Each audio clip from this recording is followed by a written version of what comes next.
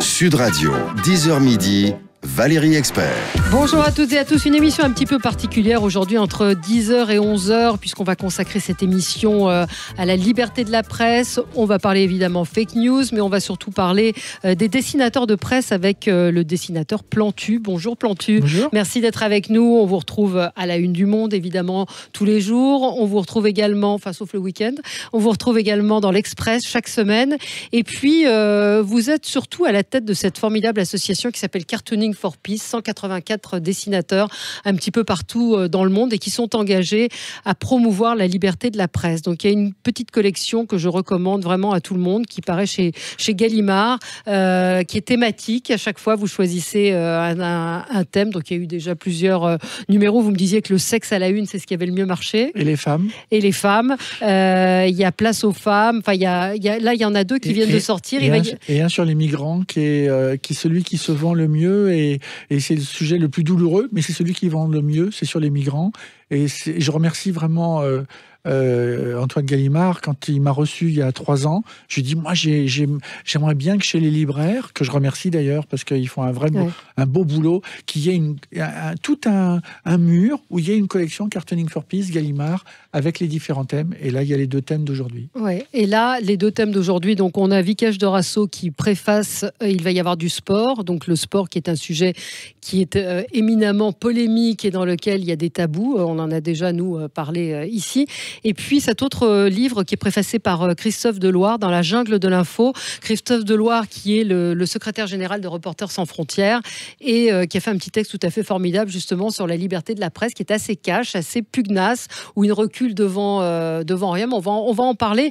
Ce que moi je retiens en tout cas, c'est que il le dit, journaliste c'est un métier à risque, mais dessinateur de presse aussi, et ça il faut le rappeler. Bah évidemment, et puis on pense tous évidemment à ce qui s'est passé le 7 janvier 2015, mais à Charlie Hebdo, mais ça fait des années qu'on voit bien que quand il arrive quelque chose à un dessinateur, c'est que ça va arriver après aux journalistes et après ça arrive aux citoyens. Oui. Et je me souviens que les dessinateurs de Charlie, on disait mais évidemment c'est un drame pour le journal Charlie Hebdo, mais à la fois pensez une chose, et c'était avant le drame du Bataclan, c'est que ça va arriver à la société tout entière. Ouais. Nous, on n'est que des prétextes. Hein. Est-ce que finalement, avec le recul, est-ce que cet assassinat a changé des choses ou pas vraiment ? Alors, c'est une question qu'on me pose pratiquement tous les jours et je trouve ça tout à fait normal qu'on me la pose tous les jours, parce que moi, je me la pose aussi. Est-ce que moi, j'ai changé Eh bien, je vous dis franchement, hein, moi, j'ai toujours pensé que j'ai eu le fait de travailler depuis si longtemps au journal Le Monde, ça m'a permis de parcourir la planète dans tous les sens et de rencontrer des dessinateurs chrétiens, juifs, musulmans, tout ça. Et c'est pour ça qu'on a créé Cartooning for Peace quand il y a eu les fatwas contre les dessinateurs danois. Mais oui, c'est ça, c'était l'origine de Cartooning for Peace. C'est l'origine avec Kofi Annan, qui était secrétaire général de l'ONU, et qui nous a fait réunir à New York une vingtaine de dessinateurs d'un peu partout. Eh bien, c'est là où je me suis rendu compte que, à force de parler avec les dessinateurs, qu'est-ce que tu peux faire, qu'est-ce que tu peux pas faire, qu'est-ce que tu pouvais faire, qu'est-ce que tu peux plus faire. J'étais avec un Égyptien là, à Addis Abeba, on a fait une rencontre en Éthiopie, et je lui disais à Chérif, c'est le nom de ce dessinateur, je lui disais mais c'était depuis la Révolution contre Moubarak. Et pourtant, il fait partie de ceux qui étaient contents de voir partir Moubarak. Et ben, il dit non, je regrette. C'était mieux à l'époque de Moubarak. C'est encore pire aujourd'hui. Et ben, je m'aperçois que. Alors, je lui dis mais qu'est-ce que tu peux dessiner ? Moi, je me souviens qu'il y a un Irakien, que j'ai un dessinateur irakien. Il me dit ben non, on peut. J'arrête pas de faire des dessins contre les. Par exemple, je peux critiquer. Non, alors je peux pas critiquer les chiites. Ouais. Non, je peux pas critiquer. Et puis après, il me dit oui, mais je peux pas critiquer non plus les sunnites. Voilà. Je peux pas critiquer non plus je sais pas quoi, les chrétiens ouais. Et je lui dis tu critiques quoi là ? Il me dit les Américains. Donc voilà. Dingue. Donc on a tous des limites dans tous les pays. Il y a toujours il y a pas de dessinateur qui ait pas de limites. Et en fait moi mes limites à moi avant et après le drame de janvier, c'est que j'ai toujours pensé que l'autocensure, ça fait partie de notre logiciel à tous. Nous, journalistes, vous, journalistes, nous, dessinateurs, il y a un moment où on dit « ça, je ne vais pas le faire ». Par exemple, au moment du drame de Notre-Dame, avant ou après le drame de Charlie Hebdo. Moi, je pense que le jour de Notre-Dame, quand elle est en feu, j'avais envie de faire un dessin sur le gothique flamboyant. Bon, je l'ai pas fait ce jour-là, parce que je me suis dit, bon, c'est pas... Alors que, on a déjà eu ce débat ensemble, parce qu'on se connaît depuis longtemps, Plantu, mais sur les limites, pour Charlie Hebdo, il n'y avait pas de limite. Pour Charb, c'est qu'ils ont viré Ciné. C'est pas... Oui, c'est... c'est une limite. C'est-à-dire, là, il est antisémite, mais l'antisémitisme, il est considéré... Comment ? L'antisémitisme est illégal. Oui, mais le dessin, qui n'est pas un dessin de Ciné, qui était un texte que moi, j'aurais été rédacteur en chef, j'aurais dit, tu le changes, mais ça en fait pas un antisémite. Or, il a été viré. Ouais. Ah oui. Et les limites, elles sont là. Faire de l'humour, est-ce que vous avez vu des dessins qui font de l'humour sur la Shoah ? Oui. Il y a 30 ans, oui. Il y en a eu. Il y en a eu un dans le New York Times, non ? Mais non, c'était pas du tout. Justement, vous trouvez ça drôle à dessiner la Shoah ?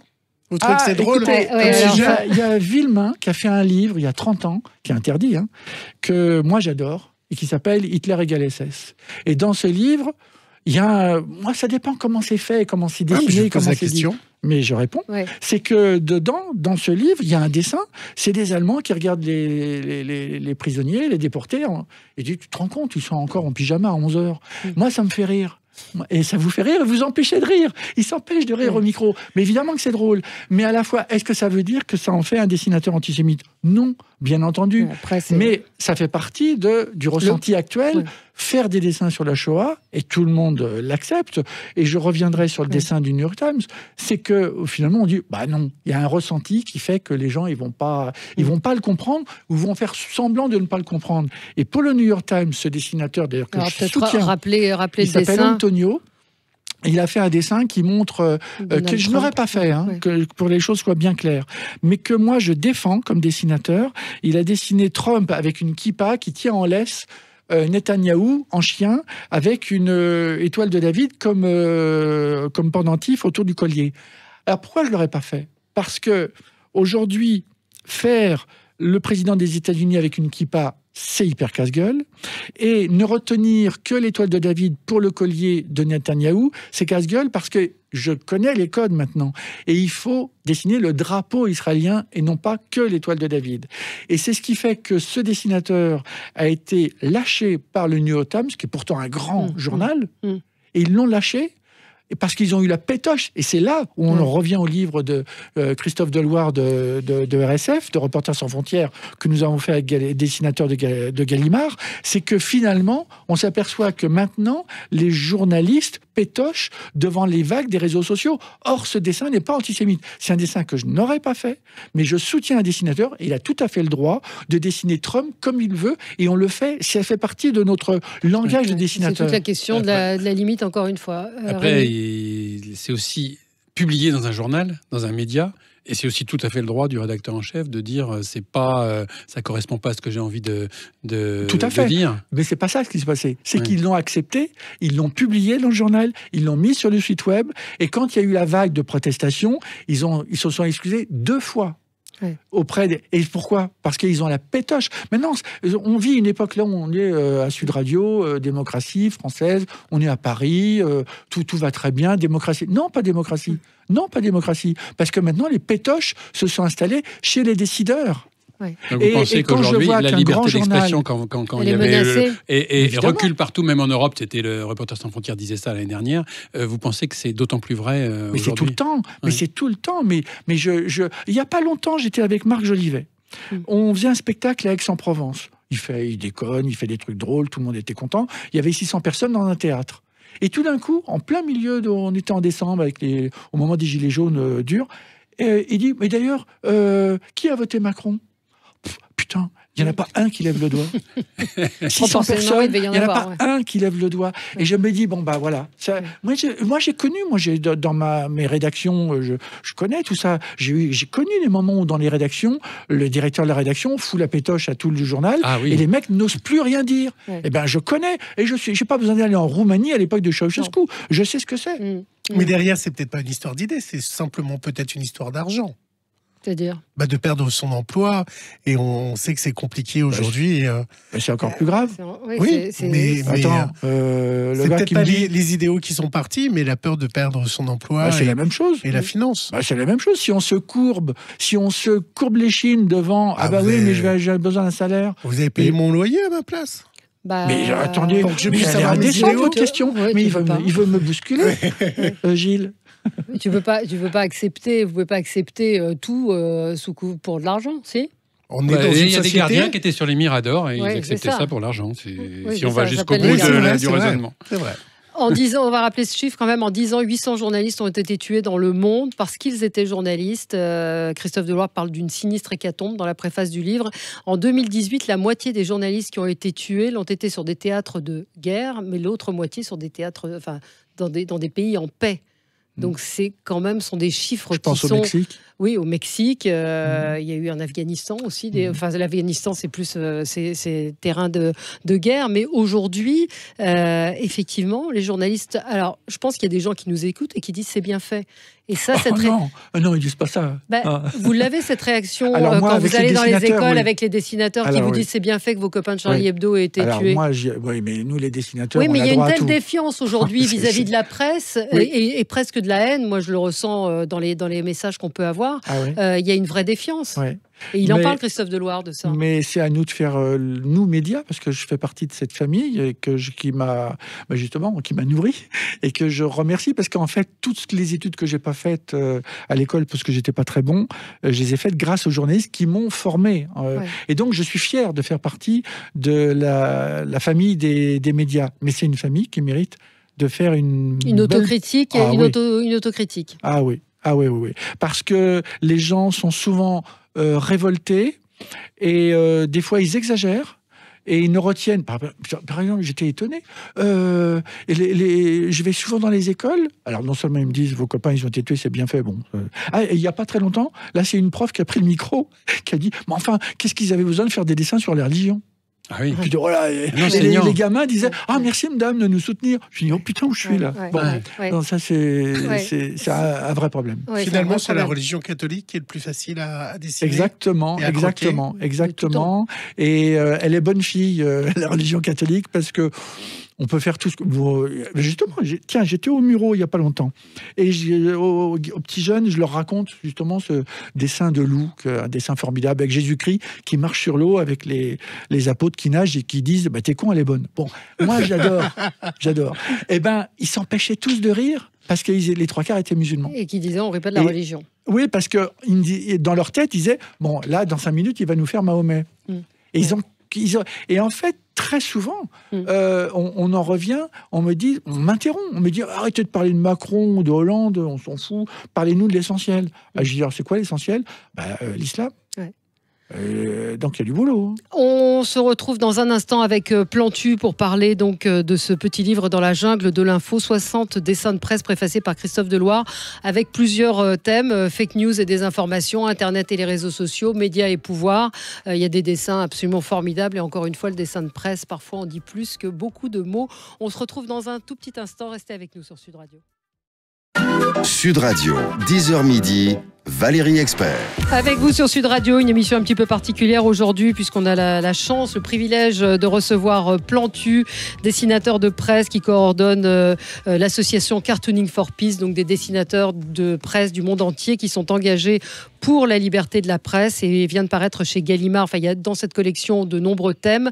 Il y en a un qui est consacré au sport. Il va y avoir du sport, préfacé par Vicage Dorasso. Et puis dans la jungle de l'info, qui est celui qui nous intéresse aujourd'hui, 60 dessins de presse. Rémi, vous vouliez poser une question. Je trouve ce livre vraiment passionnant. Il est divisé en plusieurs chapitres. Dans le désordre, comme ça, j'en aborde un qui est marketing et audimat. Et alors moi, il y a un dessin qui me frappe et j'aimerais bien votre réaction. C'est celui où on voit le plateau de BFM TV et avec un journaliste qui est qui prie en fait et qui dit donne-nous aujourd'hui notre polémique de merde. Donc c'est quand même significatif. Et c'est un dessin de Soulcier, qui est un dessinateur français et que j'adore. Et alors c'est drôle, c'est que le nombre de fois où je vais dans les associations, les écoles, les rencontres, et on me dise, et tout le monde me dit il y en a marre, BFM, des trucs comme ça. Et j'ai vu un sondage il n'y a pas longtemps, et à ma plus grande surprise, c'est que les gens qui critiquent BFM, le regardent. Qu'est-ce qu'ils regardent? Ils ne regardent... Non, mais c'est plus grave, ils ne regardent que BFM. Ouais. Et là, je me dis, ça me rappelle, vous savez, quand Dallas, JR a été viré de Dallas pendant 1 an, et que les gens ont dit, non, on le déteste, mais on veut le revoir. Donc, ils l'ont ramené. Ils aiment détester. Ils aiment détester. Ouais. Mais on n'a pas changé des jeux du cirque. Les jeux du cirque, on venait voir les gens se faire tuer. On savait qu'ils seraient bouffés par le lion et avec les gens, et les foules se soulevaient et venaient revoir ça. Je pense que BFM, c'est les jeux du cirque, et on va voir qui va se faire assassiner dans l'arène. Et on est un peu dans... On n'a pas changé, on n'a pas évolué. Mais c'est une tendance générale. Là, c'est BFM qui est épinglé. Voilà. Mais je pense que c'est une tendance. Exactement. Je on pense cherche qu'il y a le clash, beaucoup de médias le buzz. qui ne savent pas qui sont BFM. Oui, c'est ça. On stigmatise. Enfin, ce sont eux qui sont le porte, enfin l'image la plus facile, mais c'est une tendance. Il ne faut pas oublier que le pouce de Facebook, moi, ça me fait penser au pouce des jeux du cirque. C'est exactement le même symbole. Où on le dessin qui évoque, alors pas toujours facile de parler dessin à la radio, mais ça vous encouragera à aller acheter le livre. Le dessin qui suit, qui est un dessin de revenus, qui dit: les médias français en Tunisie, on voit un petit enfant qui est déguisé en fantôme. Regarde, maman, je suis un fantôme. Et les 2 journalistes disent: filme la gamine en burqa. Mais oui, parce que le petit s'est déguisé, il y a sa maman qui est en train de faire le lave-vaisselle, en train de mettre le linge, il a le drap comme ça, et puis il fait: wouh, regarde, maman, je suis un fantôme. Et je trouve ça tout mignon. Et puis, c'est d'ailleurs Revenu, c'est un dessinateur de Montpellier, et il fait des dessins qui sont très tendres et jolis, et puis finalement, ils sont vraiment dérangeants, puisque les autres, ils pensent que c'est une gamine en burqa. Oui. Pourquoi alors, ce que dit aussi Christophe Deloire dans la préface, pourquoi la place du village, désormais mondiale, est-elle traversée par tant de haine et de fake news ? Et la question des fake news, vous l'abordez dans le livre. Il y a tout un chapitre avec un dessin de Côté, qui est un dessinateur québécois. Et je trouve qu'elle résume formidablement bien ce qu'est une fake news. C'est-à-dire une fille qui dit à son père: papa, comment on reconnaît une nouvelle fausse? Et ben, c'est celle que tout le monde partage. Oui. Parce qu'on a peut-être quelque chose de pas bon chez nous. Parce que des fois, c'est vrai que moi-même, des fois, je suis interpellé par une fake news. Enfin, que je sais pas que c'est une fake news. Mais du coup, je regarde parce que on a quelque chose qui nous tire vers le bas. Il n'y a pas de quoi être fier, mais ça fait partie de nos neurones. Et puis, il faut à nous d'avoir la force. C'est pour ça que je crois beaucoup. J'ai vu Jean-Michel Blanquer il n'y a pas longtemps, pour qu'on puisse, dans les écoles, réinventer toute une pédagogie sur comment on fait la pédagogie des médias, et que les jeunes utilisent, pourquoi pas Facebook, Twitter, tout ça, tout ce qu'ils veulent, Instagram, tout ça, mais qu'ils sachent faire la part des choses. Or, aujourd'hui, on ne leur apprend pas à faire la part des choses. Mais est-ce que finalement, les réseaux sociaux permettent aux dessins d'être diffusés aussi? Est-ce que... c'est le drame de Charlie Hebdo, c'est-à-dire ce qu'a dit Luz. Après, c'est-à-dire on était un fanzine, un petit journal, et à cause d'Internet, où on a été diffusé dans le monde entier, c'est comme ça qu'ils ont eu des fatwas sur eux. Bien entendu. Et plusieurs années plus tôt, en 2005, quand les dessinateurs danois ont fait les fameux dessins dits du prophète, ils tombaient de l'armoire. Là, j'étais avec Lars Raffen, qui est un des 12 dessinateurs danois. On a fait une rencontre il n'y a pas longtemps. Il en est encore abasourdi. Et Kurt Vestergaard, qui est le dessinateur, je lui demandais des nouvelles de Kurt Vestergaard, c'est celui qui a fait le fameux dessin avec le turban, avec la bombe dedans. Eh bien, il est toujours accompagné d'une compagnie de gendarmes danois. Et la maison, je suis allé chez lui, sa salle de bain n'est pas une salle de bain. Enfin, c'est une salle de bain, il y a une baignoire, tout ça, mais c'est un blocos. C'est-à-dire que ça fait 3 fois qu'ils ont essayé de le tuer, dont la dernière fois c'était à la hache, bon, il s'est enfermé comme s'il était dans un sous-marin. Ouais. Et d'ailleurs, les gars qui ont essayé de le tuer, ils viennent de sortir de prison. Mais c'est bien que ça soit... ça me fait un petit peu froid. Mais c'est bien que ça soit aussi un réseau de diffusion, parce que c'est un moyen de toucher les jeunes. Alors, la presse n'est pas achetée. Alors, c'est bien quand c'est une dessinatrice... Je ne suis pas sûr que les dessins du Monde soient vus par autant de personnes jeunes qu'on pourrait l'imaginer par rapport aux réseaux sociaux. Ce qui est sûr, c'est qu'en Iran, par exemple, il y a une jeune dessinatrice iranienne qui fait des dessins assez forts. D'ailleurs, il y en a un sur le livre sur le sport, que nous sortons chez Gallimard. Cette fille, elle est à la limite de ce qu'elle peut faire, de ce qu'elle ne peut pas faire. Le fait de voir ses dessins imprimés dans un journal à Téhéran me donne, dire, ah oui, elle peut publier ça. Donc ça me donne, il y a une possibilité, et des fois, elle les met sur les réseaux sociaux, et des fois, elle nous demande, nous, à Cartooning for Peace, l'association des dessinateurs qu'on a créée, d'effacer tous les dessins que nous avons d'elle sur Cartooning for Peace, parce que pendant 15 jours, elle est l'objet d'une enquête. Oui, il faut le dire, les dessinateurs de presse sont dans certains pays, en Turquie, il y en a un qui a été emprisonné. Musakart, que je suis allé voir à Istanbul. Je suis allé le voir à Istanbul il y a quelques semaines, il sortait de prison, et il y a 15 jours, il est retourné en prison pour plus d'1 année. Ce dessin formidable de Kishka, qui est un dessinateur israélien, moi, que j'aime énormément, et qui est dans son lit, enfin c'est lui, c'est une sorte d'autoportrait en tout cas c'est un journaliste dans un lit avec les mains bandées, il s'est fait tabasser, il dit ça fait mal quand je ris, mais quand je passe Kassad à peur d'un crayon, je ne peux pas m'en empêcher. Oui. C'est de l'humour noir. C'est de l'humour noir, et ce journaliste est un dessinateur parce qu'il s'appelle Ferzat, et Ferzat était un dessinateur syrien qui a été torturé par les sbires de Bachar el-Assad. Et qui a été le premier dessinateur à soutenir Ferzat quand il a eu les doigts brisés?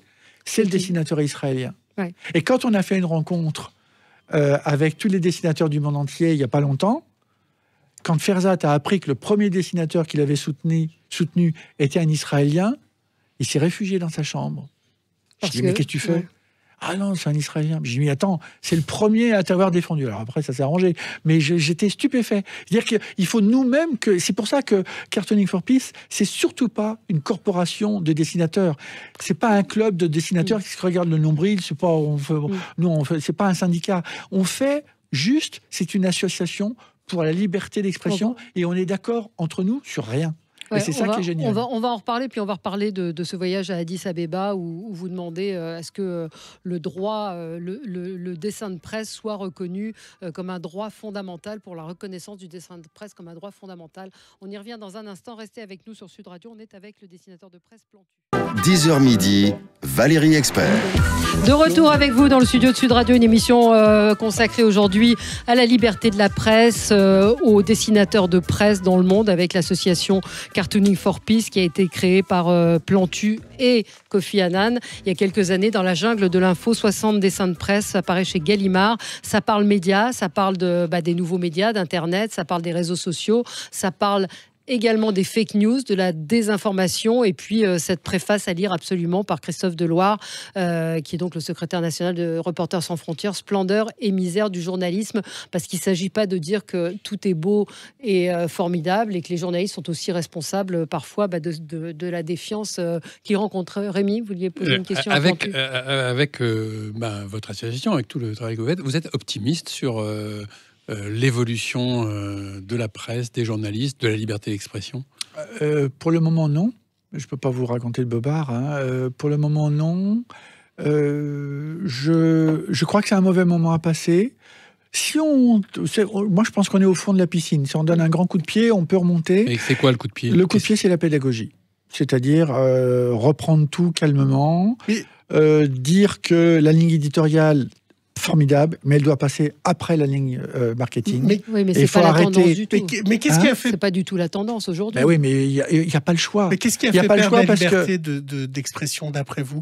C'est le rachat des journaux par des grandes puissances? Non, pas du tout. Pas du tout. Alors justement, j'ai déjeuné il n'y a pas longtemps avec Louis Dreyfus, qui est le président du groupe Le Monde, et j'ai discuté avec lui. Et alors il me disait les bons chiffres, parce que c'est vrai qu'au niveau internaute, au niveau monde.fr, ça marche vraiment bien. La publicité, ce qui paraît curieux, la publicité dans le papier rapporte de l'argent, et ça je ne m'y attendais pas, mais c'est comme ça. Et donc il me disait que des choses optimistes. Je disais vachement bien pour le groupe, je suis content. Et puis après on parle, et puis je lui dis mais toi, on oublie le monde, on parle pas du monde. Dis-moi par rapport à il y a 30 ans, est-ce que les Français sont mieux informés ou moins bien informés qu'il y a 30 ans? Il me dit évidemment que non, ils sont moins bien informés aujourd'hui. Parce que c'est vrai qu'on a un choix moins incroyable. Bien qualitativement. Mais ils savent pas les choses. Quantitativement, il y a plus d'infos qui passent. Le nombre de choses que je peux plus traiter en dessin, parce que les gens n'ont plus de références, parce que on a perdu sur la culture. On a faire des références culturelles. Quand je vais aux États-Unis, mes copains américains me disent arrête avec tes tableaux, tes clins d'œil à Picasso, des trucs comme ça, ou à Erasme. Arrête avec ça. Leur seule référence culturelle, c'est le showbiz. Mais le grand problème, c'est qu'il y a une culture de l'immédiateté de l'info. C'est-à-dire qu'en fait, on n'est plus capable pratiquement jamais d'apprendre une info à qui que ce soit parce que tout le monde l'a en même temps sur son iPhone. Alors, soi-disant, parce que si on veut savoir... Oui, mais est-ce que ce combat, les médias ne sont pas obligés de le mener aussi, d'être dans la rapidité de l'information mais bien entendu, voilà. Le seul problème, c'est qu'on apprend, là, il n'y a pas longtemps, qu'on a un rôle pas très avouable vis-à-vis de l'Arabie Saoudite et du Qatar. On leur vend des armes. C'est vraiment, il ne faut quand même pas se voiler la face. On vend des armes qui vont être utilisées pour tuer des populations. Oui, c'est honteux. Oui. Tout le monde le sait, ça. Mais si vous voulez vraiment le savoir, il faut lire les 2 pages du Monde. Oui. Et est-ce que on fait la démarche de lire les 2 pages du Monde? Pas toujours. Ouais. Et moi, j'ai 4 enfants, et souvent, mes enfants, ils me citent des choses. Je dis, bah oui, mais tu sais, t'as vu la page dans Le Monde? T'as lu le numéro dans l'Express?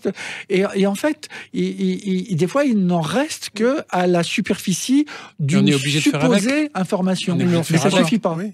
On est obligé de faire avec, donc il faut trouver comment faire entrer les gens dans la réflexion sur l'info. Eh ben, ça veut dire qu'il faut qu'on fasse une autocritique. Et je me mets dans le lot, parce que des fois, je m'en veux des fois de pas savoir certaines choses.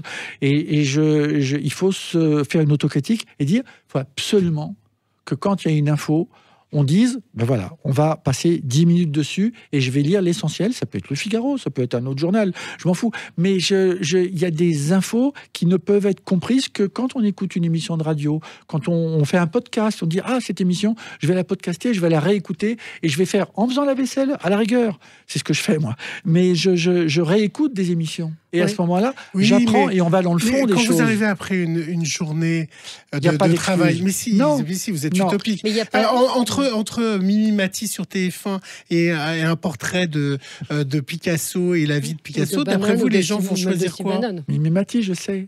Ouais. Je sais. Donc on fait quoi? Non, mais ça, c'est pas d'aujourd'hui. Il faut juste relever le débat. Et quand, par exemple, c'est pas votre radio, mais c'est sur une autre radio, ils me font l'inventaire des bons chiffres de la télé de la veille. Mais je m'en fous des bons chiffres. Est-ce que c'était des bonnes émissions? On le fait, nous. Non, me dites pas ça. Si, on donne l'audimat, c'est Rémi qui fait ça, on le fait tous les matins. Non, mais je m'en fous. Mais on donne notre avis, mais on donne notre avis aussi. On réagit. Dans ces cas-là, il faut dire pourquoi. Je sais pas, peut-être que Mimi Mati, de temps en temps, ça peut être très bien, j'en sais rien.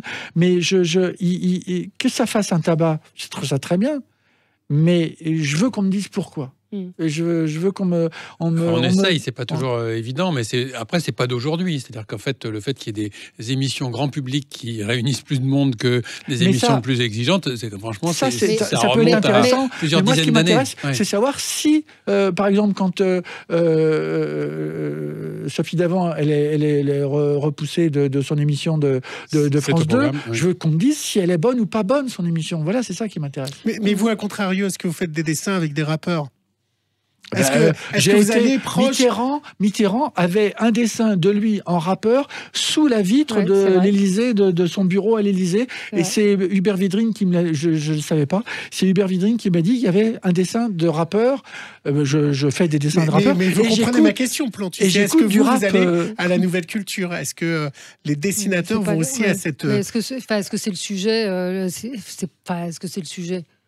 Bah oui, en tout cas, j'écoute du rap. Faut s'intéresser à tout, c'est ce que vous êtes en train de dire. Oui, puisqu'il dit mes références ne sont pas toujours comprises. Alors c'est vrai qu'il y a des nouvelles références. Donc moi, c'est peut-être pas Erasme, mais c'est peut-être Orelsan. Orelsan, c'est très intéressant. En plus, j'adore son texte et j'adore même les 2 petits jeunes qu'on remporté il y a pas longtemps. Oui, et qui disent qu'ils auraient aimé rencontrer Orelsan et qui ne les a pas reçus. Et je trouve que c'est gentiment dit et joliment dit dans leurs chansons. Non, c'est vous êtes branché, alors... Non, ça m'intéresse, ça me plaît. Et j'aime leur manière de le dire. Et même dans une autre chanson, ils disent à leurs amis rappeurs, arrêtez de réduire les femmes à une paire de seins et une paire de fesses. Et je trouve que c'est bien, parce que quand je regarde les clips, j'ai l'impression que les filles, c'est qu'une paire de fesses, et il y a du pognon, il y a des liasses de billets en plus. Je veux dire, je voudrais en sortir de ce terrorisme de clichés en images. Parlons de ce qui s'est passé à Addis Abeba. Donc, vous avez signé une déclaration pour la reconnaissance du dessin de presse comme un droit fondamental. Donc, c'était à Addis Abeba pour la journée mondiale de la liberté de la presse. donc organisée par l'UNESCO.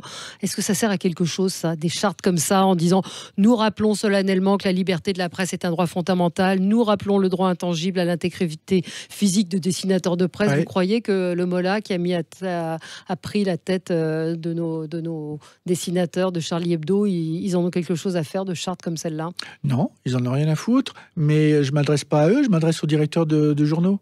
On va la faire signer par aussi les directeurs des journaux, parce que on voit bien que de plus en plus, une petite campagne des réseaux sociaux, le dessinateur, on a défendu un dessinateur allemand qui a été viré, il était là depuis 30 ans dans son journal, le Süddeutsche Zeitung, ou Avikatz, qui est un dessinateur, alors c'est drôle, il a dessiné Netanyahou, Avikatz c'est un dessinateur israélien, il a dessiné Netanyahou en cochon. Et il faisait référence à la ferme des animaux d'Orwell. Bon, il a été viré de son journal pour antisémitisme. En plus, c'est drôle, parce qu'en plus, il est juif. Et donc, on le défend. Et on voit bien qu'il y a aujourd'hui... ah ouais, mais t'as fait quoi comme dessin, là? C'est quoi ce barbu là, que t'as dessiné? C'est quoi, là? C'est une synagogue? Fais gaffe. Puis là, c'est un turban, c'est ça? Ah, et là, il y a un minaret. Fais gaffe. Et donc, il pétoche. J'assiste à un monde de pétochards. Un monde de pétochards. Il y en a qui sont gonflés quand même dans les dessins qu'il y a dans ce petit livre La Jungle de l'info. Je pense à ceux qui concernent Erdogan. Alors, il ne s'est pas publié en Turquie, mais on voit des journalistes à genoux se prosterner devant Erdogan. Et la légende, ce n'est pas ce que j'imaginais des études de journalisme. Oui. Il y a cet autre dessin. C'est une dessinatrice, Liza Donnelly, qui est une dessinatrice de New York.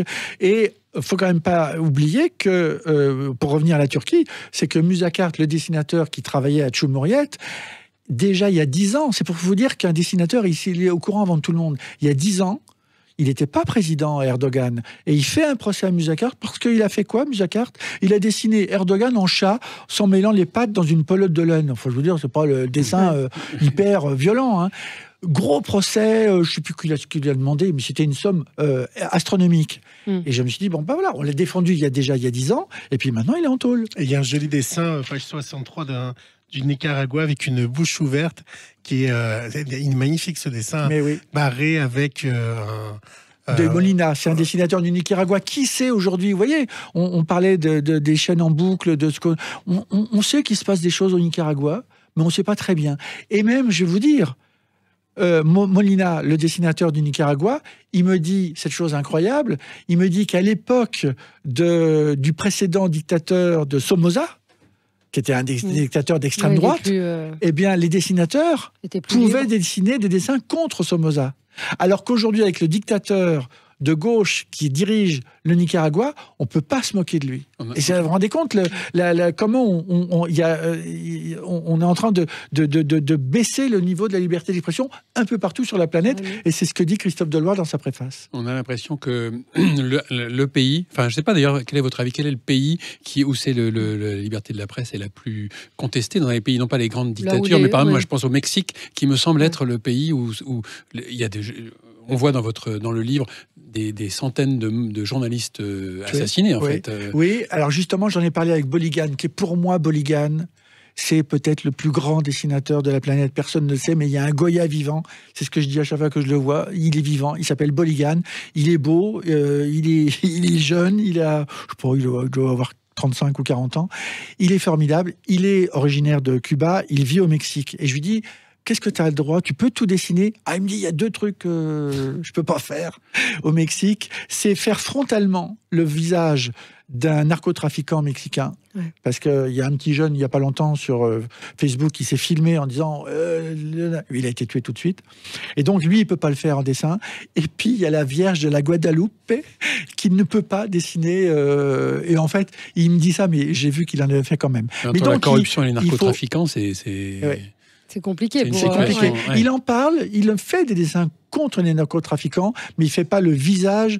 Parce qu'il y a des gens qui ont pignon sur rue, tout le monde sait que c'est un narco, Hein, et le gars, il est en liberté. Et vous dites quoi, qu'il a raison, de ne pas dessiner? C'est toujours la question de la limite. C'est toujours la question de la limite. Je ne connais pas de dessinateur qui n'ait pas de limite. Il y a toujours un moment, le dessinateur, il dit ça, je ne le fais pas. Bien entendu. Tous les dessinateurs. Il n'y a pas longtemps, j'étais à un débat dans une école d'ENSA à la rue d'Ulm, et la dessinatrice, elle dit moi, j'ai pas de frontières, je fais ce que je veux. Je dis, mais alors après, je dis rien. Bon.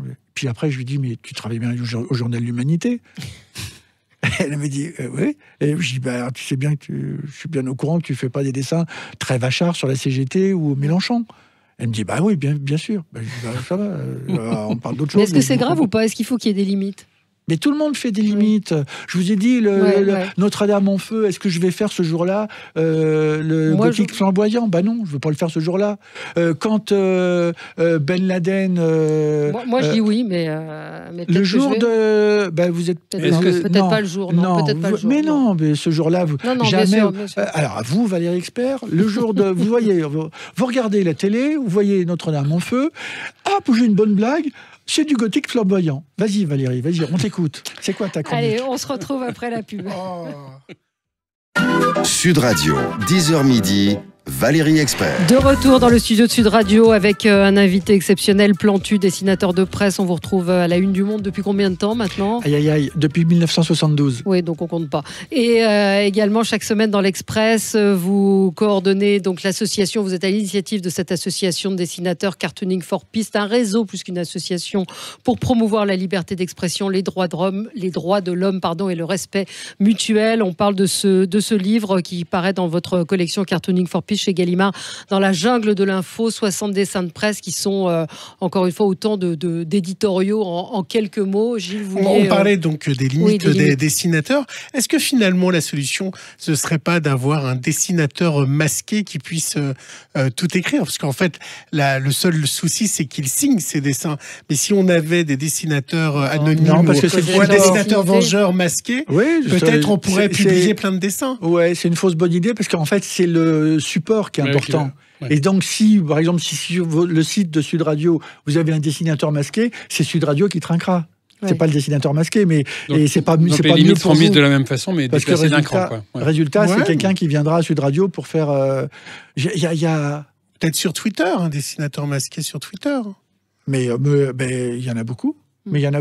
Mais moi, je revendique le droit de signer. Et quand il y a un petit jeune qui me dit, il n'y a pas longtemps à Marseille, il me dit, vous dessinez, mais vous embêtez tout le monde, pourquoi vous dessinez pas des papillons? D'accord, je peux dessiner des papillons. Et lui, il voulait qu'on arrête de dessiner des tas de choses qui dérangent. Et donc, il voulait que des papillons. Et je me dis, l'avenir, c'est peut-être de dessiner des papillons ou de faire un dessinateur masqué qui va se cacher. Mais moi, je pense qu'il faut assumer. Et moi, je réponds, quand je fais un dessin, c'est signé. C'est marqué Plantu quelque part. Et moi, je dois assumer. Et je veux assumer. Et j'essaye je le dis souvent devant les partis politiques, j'essaye de décevoir tout le monde. Je veux pas qu'on compte sur moi. Jamais. Vous êtes blessé quand on critique vos dessins, quand il y a des réactions? Ça fait partie de mon boulot. Ça fait partie. Vous le prenez comment? Ça fait partie de mon boulot. D'accord, vous en fichez. Vraiment. Vous avez déjà fait des mauvais dessins? Oh, bien sûr. Et des dessins. Je me dis, mais comment j'ai pu imprimer un dessin? Et je m'excuse auprès de mes rédacteurs en chef. Des fois, je dis, vous êtes trop gentil. Ce dessin-là, il fallait le bloquer. Oui. Rémi? Alors, donc, je voulais revenir sur les réseaux sociaux. Il y a un très bon dessin d'un Américain, Maureen de Floride. De Floride, oui, sur I'm smart, I read it on Farcebook. Donc, je suis malin, j'ai lu ça sur Farcebook, oui. Et avec des fake news, le pape soutient Donald Trump, le médecin du caillot sanguin d'Hillary Clinton retrouvé mort. Avez-vous vu la sextape de Bill Clinton et Megyn Kelly? Obama a déclaré illégal le serment d'allégeance. Donc, alors, je vais vous demander, Mark Zuckerberg était à Paris récemment. Est-ce qu'apparemment, ils expliquent qu'ils veulent un peu faire bouger leur politique? Vous pensez que ça aussi, de ce côté-là aussi, c'est en train d'évoluer? Peut-être. Pour le moment, c'est désespérant. Mais peut-être, on ne sait jamais. Pour le moment, il n'est pas normal qu'on se fasse insulter par des gens qui n'osent pas dire qui ils sont. Moi, je veux dire, je suis persuadé qu'on met les réseaux sociaux et on est en 1942, il y a davantage de liberté. Ah bah bien sûr. Bien sûr. Et vous avez une page Facebook, vous aussi, oui, donc oui. voilà, vous avez des commentaires, j'imagine. Oui. Alors Facebook, c'est quand même un peu plus, on est moins anonyme que sur Twitter, en principe. Il n'y a que des anonymes, et il y a beaucoup d'anonymes, pour dire les choses clairement, il y a beaucoup d'anonymes, et c'est ahurissant d'assister à une telle lâcheté. C'est-à-dire que ne pas assumer de dire qui on est quand on dit une insulte, parce que je me rends compte que, par exemple, quand je fais un dessin sur Macron, mais ils disent des horreurs sur Macron, et moi je suis très à l'aise parce que j'ai pas voté pour lui, mais je veux dire, c'est ahurissant que je me dis que c'est... Et quand on voit Finkielkraut qui sort de la maison et que les gens lui disent un samedi rentre dans ton pays, mais qu'est-ce que c'est que ce niveau? Est-ce qu'il y a des dessinateurs de presse en Arabie Saoudite? Oui. Oui. Ouais, une petite jeune qui est très jolie d'ailleurs. Oui, attention. Qui a des yeux magnifiques. C'est tout ce que je sais d'elle parce qu'elle a des yeux magnifiques. Mais elle dessine quoi? Elle dessine. Alors c'est pas frontal évidemment qu'elle va pas se faire le roi. Mais c'est. Je dis qu'elle est magnifique parce qu'évidemment elle était voilée. Mais je trouve que je soutiens tous ces dessinatrices, dessinateurs qui sont dans des pays compliqués, et dès qu'il y a une petite porte qui s'en trouve, aïe hop. Ce que font les Iraniennes en ce moment. Je voulais citer ce dessin de Lecter qui est belge, qui montre donc le roi, oui, c'est le roi d'Arabie Saoudite, et quelqu'un vient le voir lui disant la communauté internationale est furieuse à propos du journaliste qui a été assassiné, donc Khashoggi, et il rit en quelque sorte, et il dit oh là là, j'ai eu peur que ce soit à propos des 10 000 morts au Yémen. Donc là aussi c'est c'est en Belgique. Ça fait du bien là où ça fait mal. Et par rapport aux réseaux sociaux, il y a un dessin aussi de Chapat, qui est un dessinateur suisse qui est vraiment formidable, où vous avez un couple qui discute et qui voit leur enfant sur Facebook, et elle lui dit c'est pas grave, ne t'inquiète pas, j'ai mis un filtre anti-porno, et on voit l'enfant surfer sur des anti-nazis, sur des sites néo-nazis, absolument. Donc, j'avais fait un dessin merveilleux, Chapat, c'est un dessinateur du journal Le Temps à Genève, et j'avais fait un dessin où il y avait un facho qui était justement sur un site nazi, et derrière lui, ils regardaient tous les deux l'ordinateur, et le facho qui a l'ordinateur et le déporté qui est derrière lui, et qui lui dit « ton ordinateur, il n'a pas beaucoup de mémoire », et évidemment la mémoire... C'est joli ça. Qui passe. Moi j'aime beaucoup ce dessin de Glaise du Burkina Faso, avec une femme qui est en dessinée, on voit sa tête, le haut de son corps, elle dit « la presse écrite est indispensable en Afrique », et le dessin suivant, on la voit accroupie, et le commentaire, c'est « vous avez déjà emballé du poisson avec un site web », et elle est en train d'emballer un poisson. Mais oui. Et à Burkina Faso, ce dessinateur, Damien Glé, il est responsable d'un journal c'est pour ça qu'il faut défendre. C'est pour ça que je reviens sur cette rencontre qu'on a faite en Afrique, en Éthiopie. C'est qu'on s'aperçoit que petit à petit, les journaux, comme le journal du jeudi, qui est le journal de Ouagadougou, il a été obligé de fermer parce que pour le moment, il y a un phénomène qui fait que raconter des choses en images, là on les commande parce qu'il y a un éditeur qui s'appelle Antoine Gallimard qui revendique et qui appuie et qui assume de défendre la liberté du dessin de presse, mais on voit bien que de plus en plus, c'est comme peau de chagrin, c'est en train de réduire, et au Burkina Faso, c'est de plus en plus dur. Et je ne parle pas des jours où, quand ce même dessinateur fait un dessin sur un imam mouride, et qui fait qu'il a tous les imams sur le dos pendant 15 jours. Je ne vous raconte pas la journée de ce dessinateur. Vous avez été vous-même menacé déjà? Je suis accompagné d'un policier jour et nuit. Depuis, et c'est comme ça tout le temps. Et quand je suis à Molenbeek, ils sont 16. C'est 16 policiers 16 policiers. Et même une fois, ce qui n'est plus le cas, mais même une fois, j'étais dans un hôtel à Bruxelles. Je me souviens que j'étais avec je voulais envoyer mon dessin pour Le Monde, et la Wi-Fi ne marchait pas bien. Et comme souvent dans les hôtels, alors je sors en gueulant, que Wi-Fi de merde, qu'est-ce que je vais pour engueuler les gens à l'accueil de l'hôtel, et il y avait tous les policiers qui étaient à l'étage, j'avais complètement oublié qu'ils étaient là, et en plus ils avaient même coincé une chaise entrebâillée pour qu'ils puissent voir entrer et sortir tout ce qui était dans ma chambre. C'est au niveau de la vie privée, ma vie privée. Mais à ce moment-là, vous dites pas... Vous n'avez pas peur? Ça vous rend pas conscience de la peur. Et ça, je vais vous dire, j'ai même rigolé quand j'ai vu qu'ils avaient même installé une caméra devant ma porte de chambre d'hôtel. Une caméra. Et je ne savais pas qu'ils avaient une caméra et qu'ils avaient des écrans dans leur chambre qui étaient juste à côté. Alors, c'était à Molenbeek, c'est quand je suis officiellement annoncé à Molenbeek, oui, là, ils mettent des précautions. Mais quand je vais à Bruxelles et que je ne suis pas annoncé, il y a mais vous êtes toujours un policier. La vraie menace aujourd'hui, ce sont les islamistes. Pas sûr. Pour les dessinateurs de presse. Pas sûr. C'est qui? Pas sûr.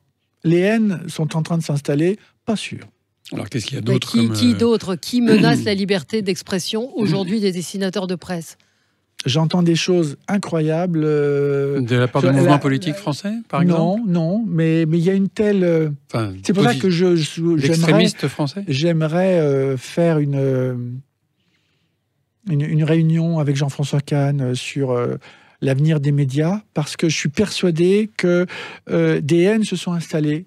Moi, il y a des endroits, on ne me dit pas médias, on me dit merdia. Oui, mais des haines, mais des gens prêts à tuer. Des gens prêts à tuer. Il y a des gens qui ne se rendent pas compte. Il y a des gens, excusez-moi, mais il y a des journalistes qui ont été attaqués il n'y a pas longtemps. Je ne parle pas de Charlie Hebdo, je parle de récemment. Il y a des gens, je suis désolé, il suffit qu'il y ait... Et d'ailleurs, il y a des journalistes, maintenant, du coup, ils cachent le nom du média pour lequel ils travaillent. Sur les caméras. Mais attends, bonjour, on est en démocratie, bordel. Et si jamais... Vous faites allusion à ce qui passait pendant les manifestations des Gilets jaunes, c'est ça? Ils ont caché leur... Il y a quand même des signes. Il y a des signes incroyables d'intolérance. Et si jamais vous prenez une balle, vous dites quoi? Bien votre question. Alors justement, c'est pour ça que je vais dans... Oui, je comprends très bien et merci pour la question. C'est pour ça que je vais dans les écoles. Et que je préfère, quand il y a un gamin qui me disent régulièrement, toutes les semaines, vos copains, ils ont été tués, c'est bien fait. Je préfère qu'ils disent une grosse bêtise que d'entendre des balles siffler. Comment vous pouvez répondre à ça quand vous dites ça alors, j'ai dans mon petit iPad, là j'ai tous les dessins de Gallimard qui sont là, mais j'ai un petit logiciel qui s'appelle Keynote, et dans Keynote, j'ai tous les dossiers islam, antisémitisme, il y a toutes médias, autocritique, et donc je réponds à toutes les questions, et j'ai toutes les images vous avez le sentiment de les convaincre? Voilà. Toujours. Mais... Ils changent d'avis à la fin? Oui, toujours. Ça se termine toujours par un selfie. Et même, il n'y a pas très longtemps, je ne sais pas si je vous l'ai dit, mais j'étais dans le sud de la France. Il y a un gamin, il me dit « Monsieur, est-ce que je peux vous poser... » Ils étaient 400. Et je peux vous poser une question? Et les autres, ils disent « Non, lui, c'est le juif. » Alors, je vais voir les profs. Après, je dis « Non, il n'est pas juif, mais il ne l'aime pas. » Et je me suis rendu compte que dans cette école, quand ils n'aimaient pas un gamin, un copain, ils l'appellent le juif, le feu. Voilà. Je me dis, mais où je suis là? Non, on n'est pas en 1942. Et à l'école ne réagit pas, ça leur paraît normal? Ils font ce qu'ils peuvent. En fait, tout le monde a démissionné, les parents et l'école. Pas toujours, parce que moi, je suis toujours branché. Et d'ailleurs, il y a Lisa qui, chez nous, Lisa Serrero, qui, chez nous, à Cartooning for Peace, fait tout. On touche 500 000 enfants par année, par nos expositions, nos rencontres. Il y a tous les dessinateurs de Cartooning for Peace il y a Mikaya, il y a plein de dessinateurs qui vont dans les écoles. La semaine prochaine, on sera avec Lassane Zohoré dans les écoles du 93, avec Kishka, le dessinateur israélien. Lassane Zohoré, il est de Côte d'Ivoire, et on est à la rencontre des jeunes. Et ça se termine toujours par des selfies, même quand au début, ça. C'est hostile. L'arrivée souvent est hostile. Enfin, quand vous arrivez. Pas souvent. Non, pas souvent. Mais quelquefois, elle est hostile, et je remercie les profs de nous donner l'occasion d'échanger avec eux. Et je vous assure qu'à la fin, c'est vraiment, ça se termine par des selfies. Mais le seul problème, c'est qu'est-ce qu'on touche, nous, 500 000 par an. Mais vous comparez au colibri. Mais exactement. Souvent, c'est-à-dire la petite goutte d'eau pour éteindre l'incendie dans la forêt et qui inlassablement apporte sa petite goutte d'eau. Donc, mais est-ce que ça va être suffisant? Et c'est quand même le doute qu'émet Christophe Deloire dans la préface, où il fait l'autocritique des médias, mais où il y a quand même un contexte qui est extrêmement compliqué. Il faut refaire la pédagogie. Et j'ai même appris que dans le 93, il y a une école qui enseigne l'empathie dans une école de petits. Eh bien, enseigner l'empathie, mais c'est génial. Enseigner la philosophie, c'est très bien, les mathématiques, très bien. Mais enseigner l'empathie, et donc les gamins essayent de se mettre à la place de l'autre. Ils disent, je vais te faire une phrase en empathie. Oh là! Et moi, je trouve ça formidable. Il faut que j'y aille dans cette école. Je crois que c'est à pour voir si l'empathie s'applique vraiment à tout le monde. Eh bien, ça s'apprend. Ça s'apprend. Il faut juste être à l'écoute de l'autre. Donc, vous dites que vous êtes optimiste? quand même. Un jour, je le serai. Pour le moment, je ne suis pas. Encore. Oui, pas vraiment. Il faut Mais lire. je fais comme si, vous voyez, toute ma vie, j'ai toujours fait comme si. Ouais. Je fais comme si j'allais changer les choses. Je vois un tsunami d'antisémitisme arriver sur la France. Je vois un tsunami d'islamophobie arriver sur la France. Moi, j'ai 2 petits seaux, donc on peut dire que je ne sers à rien, mais je vais le faire quand même. Il y a un dessin qui résume ça, Valérie. C'est le dessin fait par le Suédois Riser, qui est au début du livre, où c'est un crayon en forme de phare, et c'est le crayon qui éclaire le monde. Oui. Et en fait, je pense que c'est votre métier d'éclairer le monde avec votre crayon. Et alors, il éclaire et il invite à éclairer, À donner la direction. à donner la direction, et par le projecteur de ce phare crayon, il va aller vers l'essentiel. Et pour nous, l'essentiel, nous dessinateurs, c'est de lire l'article des journalistes. C'est-à-dire que nous, on n'est que des passeurs. Et on nous montre, si on a réussi notre coup, dire « Ah, c'est intéressant ce que vous avez dit sur l'Arabie Saoudite, je vais lire les 2 pages dans le Monde. » Dans la jungle de l'info, 60 dessins de presse, une préface de Christophe Deloire. Donc c'est dans cette collection chez Gallimard. Sort dans le même temps, il va y avoir du sport avec la préface de Vicage de Rasso, Excellente préface qui de est Vicage de très Rasso. très bonne. Ouais. Voilà, parce que sur le terrain, dans la tribune ou devant la télé, le sport nous réunit pour vivre des émotions ensemble, perdre, gagner, retourner encore et Il parle encore. beaucoup de son, Mais il parle beaucoup de son expérience c'est vraiment, à lui, effectivement, et c'est avec des dessins qui sont là aussi très très forts. Je vois celui de Lefred Touron. Vous êtes peut-être l'arbitre, mais moi je suis l'émir du Qatar. Il y a plein de dessins autour du sport. Ah, c'est vachard, mais ça fait du bien. Pousse-toi de là, sale PD, tu dis ça parce que je suis noir. Non, il y a des choses, vraiment des dessins là aussi qui sont très dérangeants et qui disent des choses. Donc, collection formidable chez Gallimard. On espère donc que ce mur de cette collection, on va le retrouver chez les libraires. Merci Plantu d'être venu ce matin sur Sud Radio. Merci à vous. On se retrouve nous dans un instant. À tout de suite.